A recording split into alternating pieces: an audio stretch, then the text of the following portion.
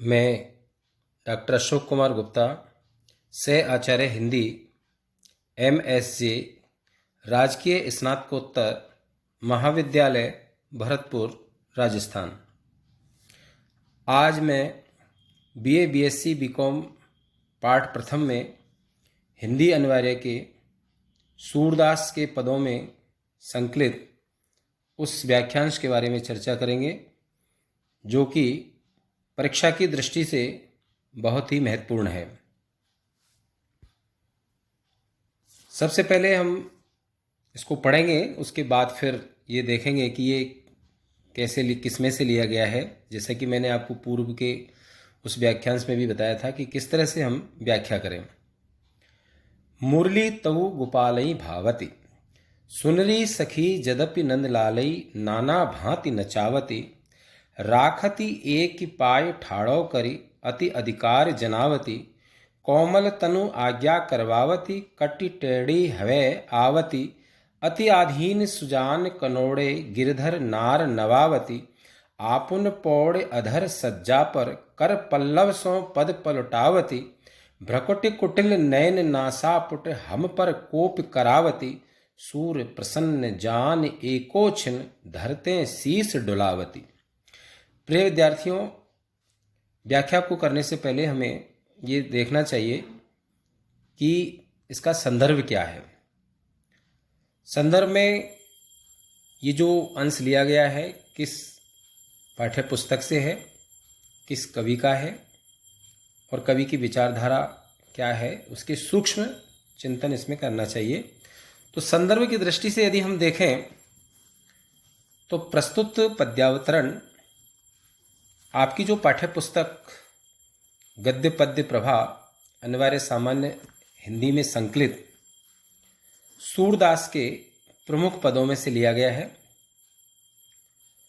सूरदास, जैसा कि आप जानते हैं कि भक्ति काल के भक्त शिरोमणि सगुण काव्यधारा के कृष्ण मार्गी कवि हैं और कहा गया है कि सूर सूर तुलसी शशि उड़गन केशवदास, अब के कवि खद्योतसम जह तह करत प्रकाश। दूसरा बिंदु आता है प्रसंग। आप जानते हैं कि कृष्ण परमात्मा थे, उनकी जो साथ में रहने वाली गोपियां आत्मस्वरूप थी और कृष्ण के साथ जो बांसुरी थी, मुरली थी, वो श्री कृष्ण के लिए अत्यधिक प्रिय थी। श्री कृष्ण की मुरली गोपियों से भी ज़्यादा प्रिय थी, इस रूप का उल्लेख ये किया गया है। और एक गोपी यानी एक सखी दूसरी सखी से उस मुरली के महत्व को बता रही है, वो इसमें समझा रही है। तीसरा बिंदु आता है व्याख्या। हम समझें सबसे पहले कि इसमें जो शब्द आए हैं, मुरली बांसुरी, सखी यानी एक सखी, एक आपस में सहेली, नंदलाल श्री कृष्ण, पाय मन पैर, ठाड़ो मन खड़ा, जनावती जनाती है, बताती है, तन शरीर, कटी कमर, आधीन उसके पराधीन, सुजान चतुर, कनोड़े दास, गिरधर श्री कृष्ण, अधर होठ,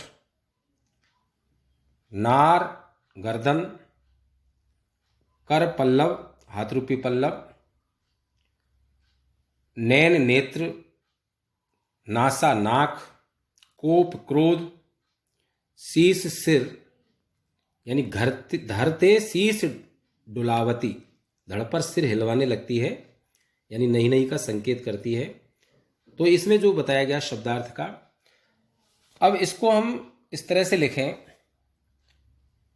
कि सूरदास जी ने कृष्ण के ऊपर मुरली के इस प्रभाव को और उससे गोपियों को मुरली से होने वाली स्वाभाविक जलन को बड़े स्वाभाविक रूप से चित्रण किया। सूरदास जी इस पद में एक सखी के माध्यम से दूसरी सखी से कहती है वो सखी कि हे सखी, मुरली तऊ गोपालई भावती, मुरली गोपाल को अच्छी लगती है। और हे सखी, वो श्री कृष्ण को अनेक प्रकार से नाच नचाती है, फिर भी मुरली श्री कृष्ण की सबसे अधिक प्रिय है। क्या क्या प्रभाव है?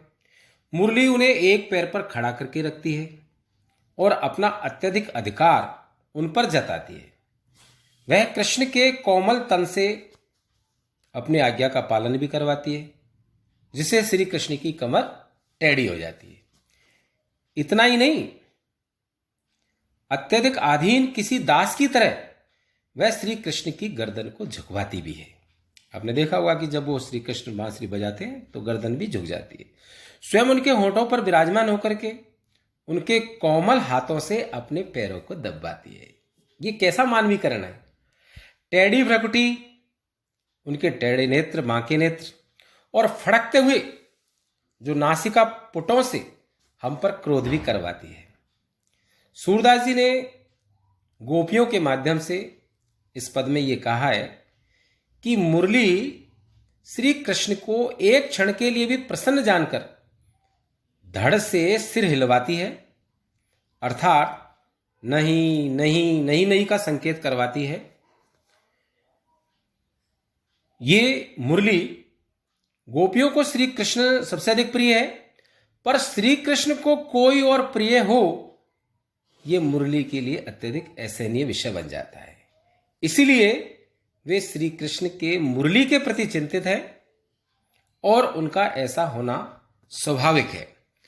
तो इस पद में जो है पूरी तरह से मानवीकरण किया गया है और मुरली के प्रति अत्यधिक लगाव श्री कृष्ण का इसमें दिखाई देता है। मुरली को एक तरह से मानवीकरण के रूप में स्थापित किया।